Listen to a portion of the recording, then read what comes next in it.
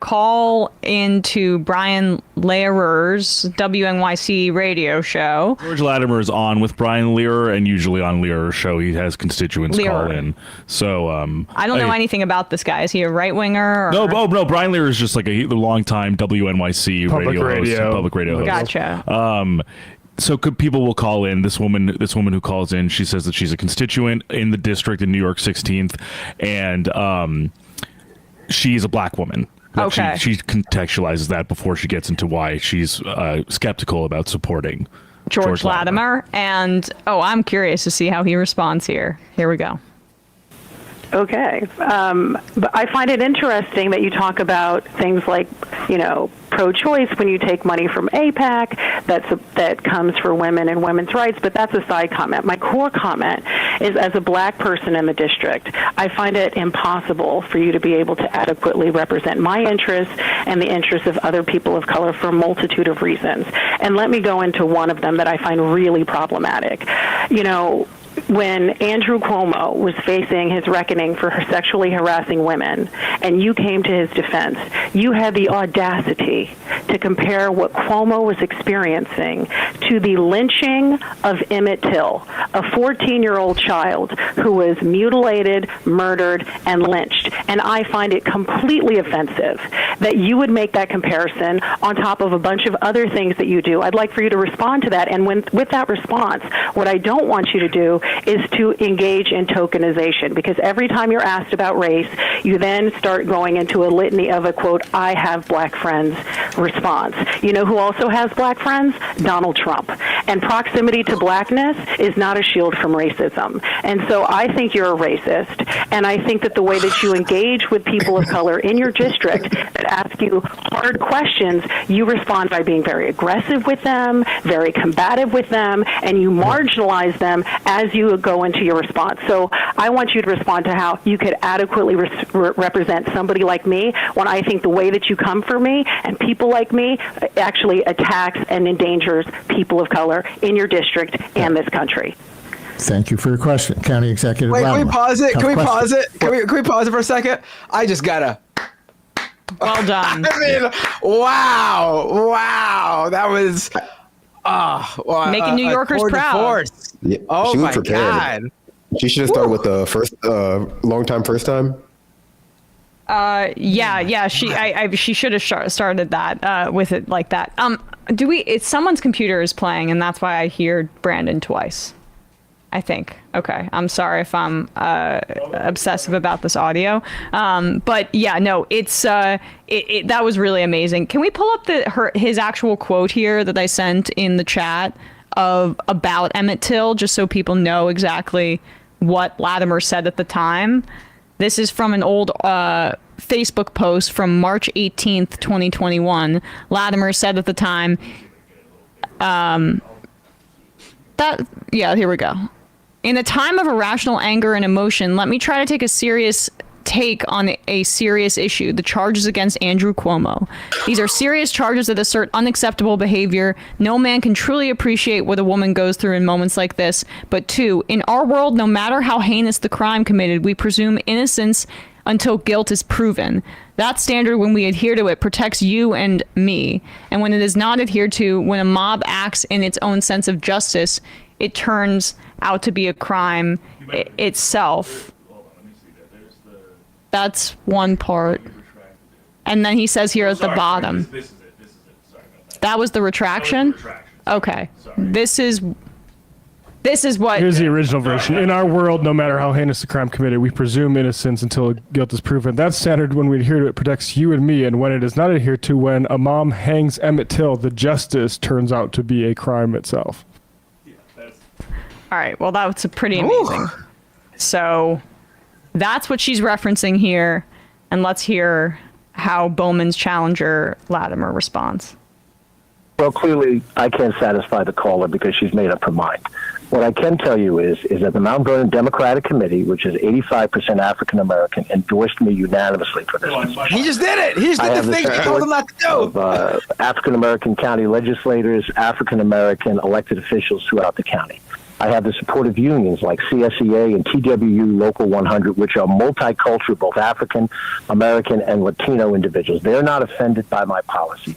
I think the caller has a point of view which is shared by some people, but I do not believe it's shared universally. I have the support from some members of the black clergy who understand who I am as a person. They don't judge me by a tweet, and they don't judge me with a predetermined notion that somehow because I am white, I can't possibly represent somebody who is not white. You can only be in one demographic, and if the philosophy of where we are heading is that you cannot be in office unless you have my identity, then we're in a bad place. In fairness, the caller did not say that, right? In fairness, the caller did not say that, right? No, but what I'm saying is I'm responding to a question in my terms. She was, I think, pretty clear that she's not happy with me and that I can't represent her interests. That's what she said. And so what I'm saying is, if we are at the point where because I am not of the same demographic as she is, I can't represent her interests, then I don't know where you go with that. I think realistically, she said your rhetoric about specific things, and including like also your supporters, like it's not because you're a white guy. Yeah, good job to Brian Lehrer there. I wasn't familiar with him before, but he did a great job.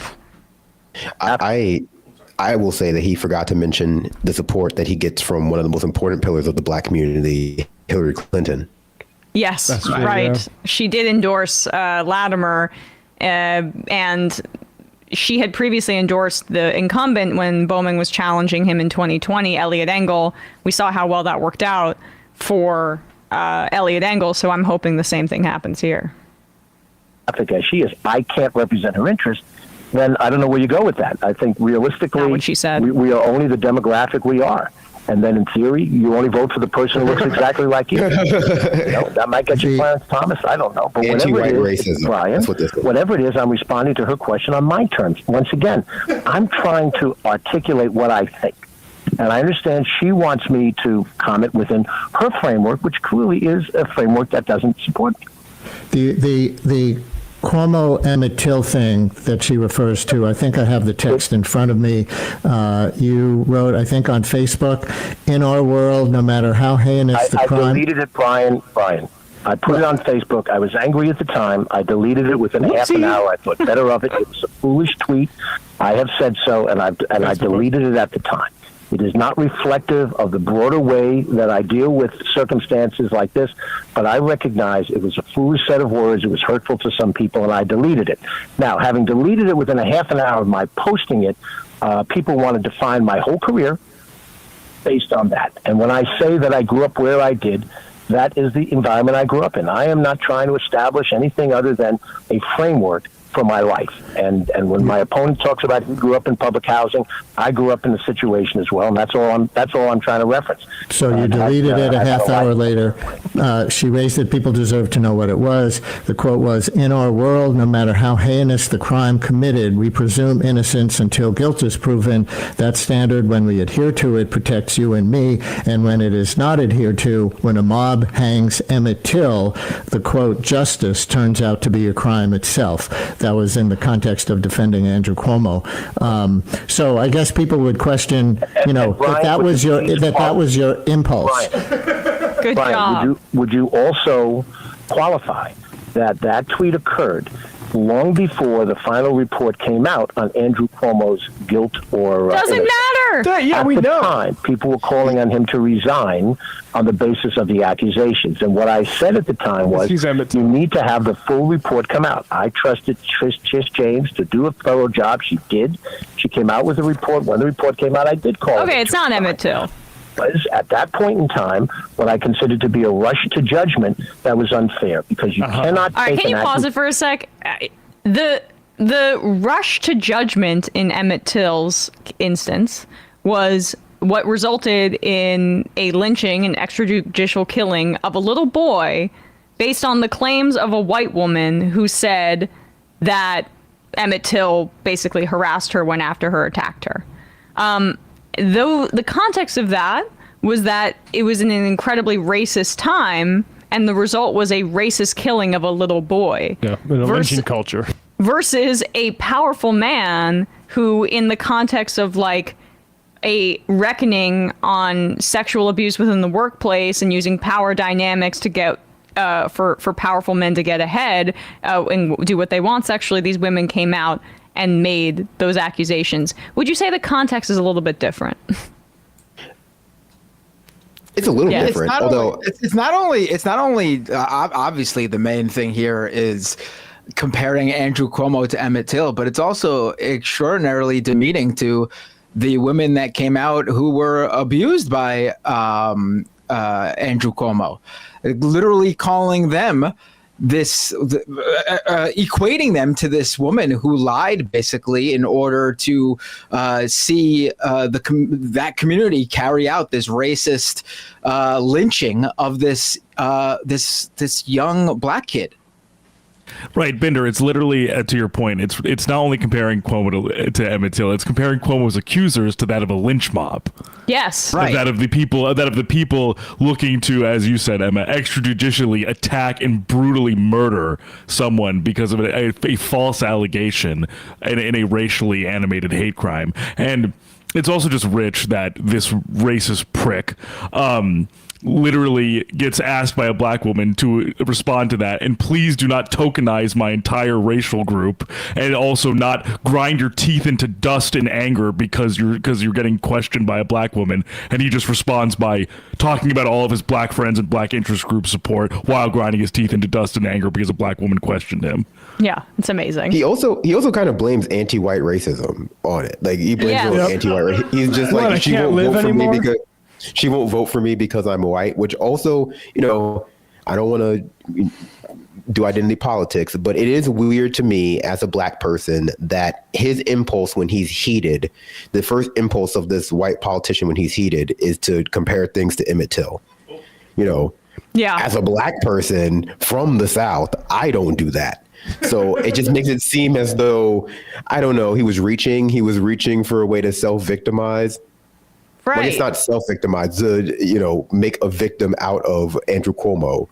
It's also, so, I mean, this was from the, when last week, Jamal Bowman's challenger, there we go, Latimer, was endorsed by Mondaire Jones, who once fashioned himself as a progressive, but has now kind of folded himself into the Democratic establishment and a pro-Israel stance in his race. So when Mondaire Jones endorsed Latimer over, when Mondaire Jones endorsed, yes, I said that right. Mondaire Jones endorsed Latimer over Jamal Bowman. The quote was that he was not a racist. Oh, shoot, I just lost it there. Because he had support from someone in the black community. From a Zionist plant. Right. So that is really how he sees everybody. It's just like, oh, good. If you're not supporting me, caller, you've made a predetermination based on my race. But for black people who are voting for me, well, that's proof that I don't have a problem appealing to other people because of their race. And then I also want to really quickly. I want to also mention, like, he chalked it up in his defense of that post. Comparing Andrew Cuomo to Emmett Till. He chalked it up to, it was a moment of I was upset, it was heated. But if you look at the post, it's literally him saying, he starts it out with, in a time of irrational anger and emotion, let me try to take a serious take on a serious issue. He's literally saying everyone else is in a moment of heated rhetoric and not thinking clearly. Yet I, the very serious individual, I have thought this through. I have laid it out here for you. Like his excuse for what he wrote is bullshit. He sat down very clearly and took the time to write this. He was clear-headed, clear-minded. This is just who he is. Yeah. We have this quote here I was referring to. The argument about me running a racist campaign falls flat on its face when people who are African American, Latino, and Asian are supporting me, he said in an interview. That is not how that works. The argument about me running a racist campaign falls flat on its face when people who are African American, Latino, and Asian are supporting me. It also goes counter to what he said to that caller when he said, like, this was also very racist, but it also goes counter to that point of view. He said, if you're only going to vote for someone who who looks like you, then I guess you're going to go get yourself a Clarence Thomas. Right. He said that in the call. Well, guess what? Clarence Thomas, like, he's only viewing Clarence Thomas in that light, but he's not viewing it in the other situation where, there are black conservatives who support white supremacist Republicans and conservatives. Like, yeah, you do have supporters who are black. That does not mean that they automatically are representative of the entire black Democratic electorate. So, yeah, he should be asked, is Donald Trump a racist because he appointed Ben Carson to be this head of housing and urban development? He has a black friend. I also think... Go ahead, Brandon.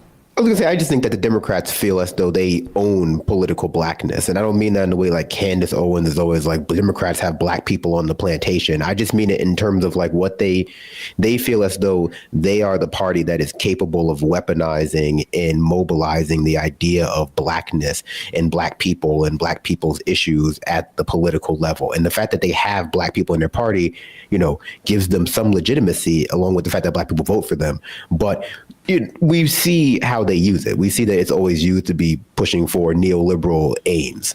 Right. Exactly. I mean, it's classic sort of Zionist, like, oh, you're just doing this because you're anti-Semitic. Oh, you're just doing this because you're anti-white. Exactly. And it also combines with what he said recently in that Zoom debate with Jamal Bowman, where he called out Jamal Bowman for saying he wasn't representative of the district, and he's more representative of Dearborn, Michigan, and San Francisco, California. I mean, you can't get a more clear dog whistle of, this guy's got those those Muslims and gays from outside of Westchester and that area of NY 16. I mean, what? In what world is this guy, even at this point in time, in the era we are living in? How is this guy even like a milquetoast Democrat? This guy is a conservative. This guy is so behind, even for this district. I mean, the idea that like this district is super conservative. This district contains a chunk of the Northern Bronx. I mean, this district is like, I think it is majority white, but it's also like something like 20% Latino and like 30% black, or maybe those numbers are flipped, but it's not like upstate white district. So this guy does not represent this district. I'm sorry. I mean, I think it's also just clear from the past few months that the Democratic Party is using the genocide of Palestinians by Israel as a mechanism, and also like the sort of confusion around the morality of that at home amongst their base as a push to purge some of the more progressive elements of the Democratic Party out of the party. Yep. They know that if they continue to allow them to be in the party, they might not be able to use this issue to drive a wedge in their base and their voters, because the tide is turning on that. So I think we're seeing a push against a lot of the more progressive, politicians or Democratic Party by APAC, by the Democrats, by Hillary Clinton, to just remove them from the party. Now they're no longer useful. Knowing that it's Republican money that's disproportionately going into APAC, and that's how they're doing it. It's Republican money flowing in. And I know that there are certain kinds of Democrats who are more than happy with it, but that's an understanding. It's like, no, we are actively happier to have Republican influence in this district than a progressive influence. And that kind of says everything about the Democrats' relationship with its base. Yeah, I mean, the thing about the Emmett Till thing, that's not the only thing. If he had a history of stand up for racial justice and progressive politics, everyone would just think of that thing he tweeted about Emmett Till and deleted was a weird moment. But instead, he's a giant recipient of APAC money. Yeah. And talking about how he doesn't want to tax rich people. And that is a racist organization, APAC is. And people should be aware, because I think this is really important that we confront what this is, which is an assault on our political system by Zionists. It happened in the UK after Jeremy Corbyn won, and there's this multi-part series by Al Jazeera that everyone should watch, who cares at all about any of these politicians, the labor files. And it goes into a conspiracy by supporters of Israel to attack people as anti-Semitic, despite the fact that there was actually quantitatively more investigations into anti-Semitism after Corbyn got in than after. You wouldn't know that based on the narrative spread about that. They will try that here because that's the main play that they have, and that's the play that like the ADL has been when ADL was smearing Edward Said in the 80s as if he had a bomb vest under his suit when he would appear on television appearances. Like, this is the playbook. Yeah. Yep. That's right. All right, folks. Let's take a quick call here. Which is why AOC should not be reaching out to Zionists to talk about hate, but we don't need to get into that. That's a whole nother thing. That was disaster. I think she wants to run for Senate. I think that's what that is. She's going to help purge the... Like, I don't like to be too alarmist, and I think, like, obviously, relative to most Congress people, AOC is, like, top 5. But that is very dangerous, and if the staffers for the squad don't watch, like, the labor files or aren't familiar with what happened there, it's going to happen here, and the first way you do it is have people presented as experts on anti-Semitism that are telling you that anti-Semitism and anti-Zionism have a weird overlap that, you know, we can't be really certain about defining, but you might cost people jobs. And it absolutely can't be tolerated at all, but it's being written into legislation. Yeah. And so, like, it's an emergency. Voight Lives Matter said, is this emblematic of a right shift in overall national politics? It seems like Dems are over progressive measures and just would rather lean right. Well, I think they do this a lot during an election year, but I think that the Biden administration, despite early on and some of the antitrust stuff trying to incorporate some of the Bernie-esque platform planks and whatever cachet Elizabeth Warren thought she got by cozying up to Biden fairly early on, it's worn out. It's worn out. And they're operating once again like they did in the 90s and the 2000s. It's just a question of when will liberals realize that them pivoting to the right is going to only accelerate us into a fascist decline. Christopher H.I. says, Mondare endorsed Latimer. I can't believe I campaigned for that guy. Glad I don't live in that district anymore. Yep, it's insane. People like Mondare and Fetterman are why it's so hard to actually get people to support, good, like, say, Ilhan Omar, AOC, despite my, pretty severe reservations about her lately. But yeah, it's demobilizing. And it's exactly what, I remember this documentary on... the Peter Pomerantsev on Russia, and it went into, and Adam Curtis also did a little bit on inspired by that, but about how they would put money into all sorts of things so you wouldn't really know. Like, that's what's going on here too. It's not just in Russia where money plays every side so it can win whatever the outcome. Hogtown says, don't know if you guys saw that Hillary Clinton endorsed Latimer, thereby cementing her death spiral into irrelevancy. One can only hope. Pinterest MILF says, say what you want about Latimer, but that MFer doesn't need to look both ways before crossing the street. Okay. Ramona Frankenstein said, so basically what Latimer is saying is don't believe women. That's a message that should resonate with a liberal audience. Totally. I don't know if, well... It needs to be more widely disseminated, because in the NBA championship last night, what do I see? The party project... More ads against Jamal Bowman. The party apparatus is really strong, and I don't know if you can really count on liberals' principles over propaganda. Majority Report wardrobe coordinator. Latimer's original draft in response to that question was much funnier. I am Andrew Cuomo, and like Andrew Cuomo, I am gay, I am Muslim, I am black, I am Emmett Till.